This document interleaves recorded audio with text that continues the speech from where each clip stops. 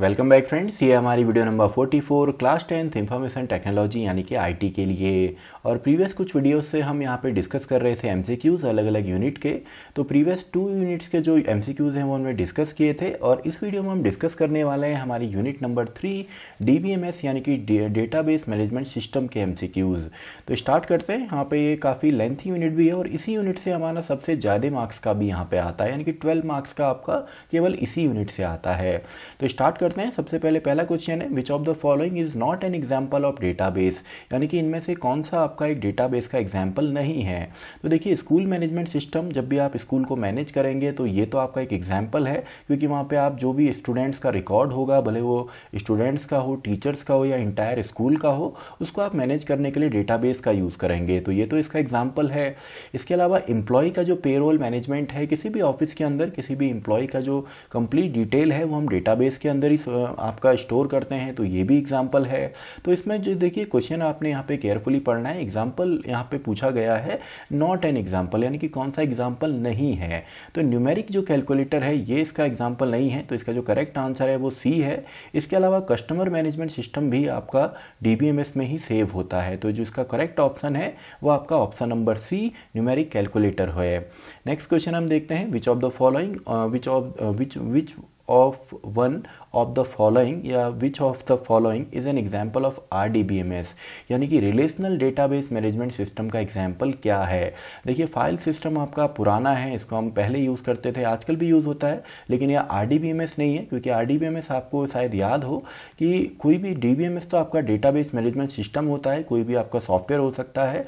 इसके अलावा आरडीबीएमएस जब इसके आगे आर हम लगाते हैं, इसका मतलब है रिलेशनल। रिलेशनल यानी कि जहाँ पे आपका रो एंड कॉलम के फॉर्म में डेटा स्टोर होता है, तो पिक्चर्स में ऐसा नहीं होता, फाइल्स में नहीं होता, पब्लिशर तो आपका एग्जाम्पल नहीं होगा। तो माई एसक्यूएल जो है या सिंपली एसक्यूएल जो है ये इसका एग्जाम्पल है, जहाँ पे आपका जो डेटा है वो रो एंड कॉलम के फॉर्म में स्टोर होता है। तो इसका जो करेक्ट आंसर है वो डी वाला यहाँ पे होगा। ऐसे ही नेक्स्ट क्वेश्चन हम देखते हैं, database servers are referred to as, database servers आपके क्या होते हैं। देखिए, फ्रंट एंड आपका जो होता है, फ्रंट एंड जब भी आप किसी भी वेबसाइट पर अगर जाते हैं या कोई एप्लीकेशन आप ओपन करते हैं, तो आज आप स्टार्टिंग में जो आप देखते हैं या जिससे के साथ आप इंटरेक्ट करेंगे, जो कि इंटरफेस होगा, वो आपका फ्रंट एंड यहाँ पे होता है। इसी तरीके से क्लाइंट भी आपका, ये तो आपका सर्वर एंड क्लाइंट वाला है, मॉडल भी नहीं होता। तो बैक एंड ऑपरेशन के लिए, यानी कि कोई भी एप्लीकेशन है उसका डेटा बैक एंड पे कहाँ पे स्टोर करेंगे, डेटाबेसेस में। तो डेटाबेसेस क्या होते हैं, आपके बैक एंड होते हैं। तो इसका जो करेक्ट ऑप्शन है वो बी ऑप्शन यहाँ पे होगा। ऐसे ही नेक्स्ट क्वेश्चन अब हम देखते हैं, a table is a set of data element that is organised using a model of vertical dash and horizontal, यानी कि टेबल जो है वो डेटा एलिमेंट का यहाँ पे सेट होता है, जिसको ऑर्गेनाइज किया जाता है एक मॉडल में, जो कि वर्टिकल एंड हॉरिजेंटल फॉर्म में है। तो देखिए, वर्टिकल जो होता है, यानी कि इस तरीके से जो होगा वर्टिकल फॉर्म में, वो कॉलम होते हैं, और जो हॉरिजेंटल फॉर्म में इस तरीके से होता है वो रोज होते हैं। तो इसका जो करेक्ट आंसर होना चाहिए वो आपका बी होना चाहिए, यानी कि कॉलम्स एंड रोज जो है ये इसका करेक्ट आंसर यहाँ पे होगा। इसी तरीके से नेक्स्ट क्वेश्चन हम देखते हैं, out of the following which one of the most appropriate data field in context of employ table if only one of these is required, यानी कि इनमें से अगर एक ही की हमको जरूरत पड़ेगी, तो इसमें से मोस्ट अप्रोप्रिएट डेटा फील्ड कौन सा है एम्प्लॉय टेबल के लिए। तो देखिए, सिंपल सा यहाँ पे क्वेश्चन है। तो यहाँ पे एज इन ईयर्स नहीं होगा, आपका एज ऑफ डे नहीं होता, एज इन मंथ्स भी नहीं हो सकता। आपका डीओबी जो है ये आपका यहाँ पे करेक्ट डेटा फील्ड हो सकता है, क्योंकि एम्प्लॉय का हम डेट ऑफ बर्थ यहाँ पे इसको हम स्टोर करेंगे। अब भले वो स्टूडेंट का हो, एम्प्लॉय का हो, तो उसमें डीओबी जो है डेट ऑफ बर्थ यही आपका स्टोर होता है। जो इसका करेक्ट आंसर जो है वो बी वाला यहाँ पे है। ऐसे ही आपका नेक्स्ट क्वेश्चन अब हम देखते हैं, question number 6, a database that contains table linked by common field called a, यानी कि a database that contains table, एक डेटाबेस जो कि टेबल करता है, टेबल जिसके अंदर है, linked by common field called, इसको सिंपली हम रिलेशनल डेटाबेस कहेंगे, क्योंकि आपका जो पूरा का पूरा यहाँ पे आपने एसक्यूएल पढ़ा है या डेटाबेस आपने सिंपली पढ़ा है, वहाँ पे सारा काम रिलेशनल डेटाबेस में ही होता है। फ्लैट फाइल में तो केवल एक फाइल होती है। सेंट्रलाइज्ड डेटाबेस में हम अलग अलग डेटा को एक सेंट्रलाइज्ड डेटाबेस के अंदर स्टोर करते हैं। तो यहाँ पे जो करेक्ट आंसर है वो आपका सी वाला यहाँ पे होगा, यानी कि रिलेशनल डेटाबेस। नेक्स्ट क्वेश्चन है, duplication of data is known as, जब आप एक ही टेबल के अंदर अलग अलग टाइप का डेटा स्टोर करते हैं और अगर वो डेटा डुप्लीकेट हो तो इसको हम क्या बोलते हैं? तो डेटा सिक्योरिटी तो नहीं बोलेंगे, डेटा इनकम्प्लीट भी नहीं बोलेंगे, डेटा रिटेंडेंसी इसको हम बोलते हैं। रिटेंडेंसी यानी कि डुप्लीकेट ऑफ डेटा। तो इसका जो करेक्ट आंसर होगा वो होगा सी वाला, डेटा रिटेंडेंसी इसका करेक्ट ऑप्शन यहाँ पे है। नेक्स्ट क्वेश्चन, की field is a unique identifier for each record, it is defined in the form of, यानी कि की फील्ड जो होता है यूनिक आइडेंटिफायर होता है। आइडेंटिफायर यानी कि जिसकी मदद से हम आइडेंटिफाई करते हैं हर एक रिकॉर्ड को। तो इसको हम it is defined in the form of, इसको हम किस फॉर्म में यहाँ पे डिफाइन करते हैं?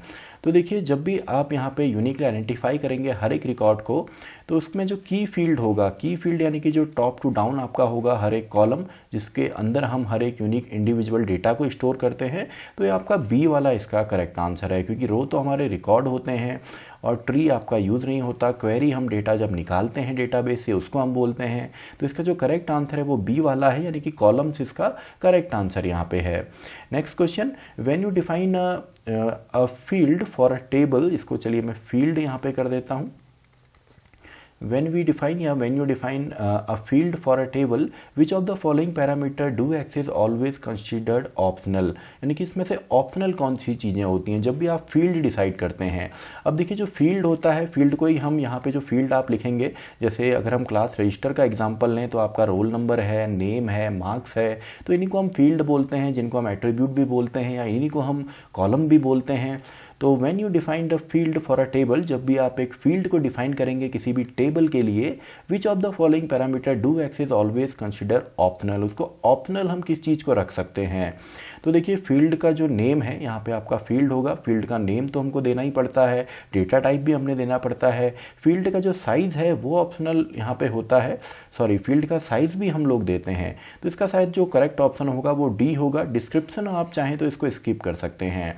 बाकी आप जब भी यहाँ पे डिफाइन करेंगे, फॉर एग्जांपल रोल नंबर, तो ये क्या है? ये फील्ड का नेम है। इसमें किस टाइप का डेटा आएगा? वो डेटा टाइप है। इसमें कितनी मैक्सिमम वैल्यू होगी? वो फील्ड का साइज है। तो यहाँ पे जो ऑप्शनल होना चाहिए वो आपका डी यानी कि डिस्क्रिप्शन होना चाहिए। तो इसका करेक्ट ऑप्शन यहाँ पे होगा डी वाला। ऐसे ही हम नेक्स्ट क्वेश्चन देखते हैं, which of the following is not a data type. तो ये तो काफ़ी इजी सा यहाँ पे क्वेश्चन है। डेटा टाइप क्या नहीं है? डेट एंड टाइम भी होता है, टेक्स्ट भी होता है, नंबर भी होता है। तो जो आपका पिक्चर एंड ग्राफिक है ये आपका डेटा टाइप नहीं होता। तो करेक्ट आंसर जो है वो है ए, यानी कि पिक्चर एंड ग्राफिक।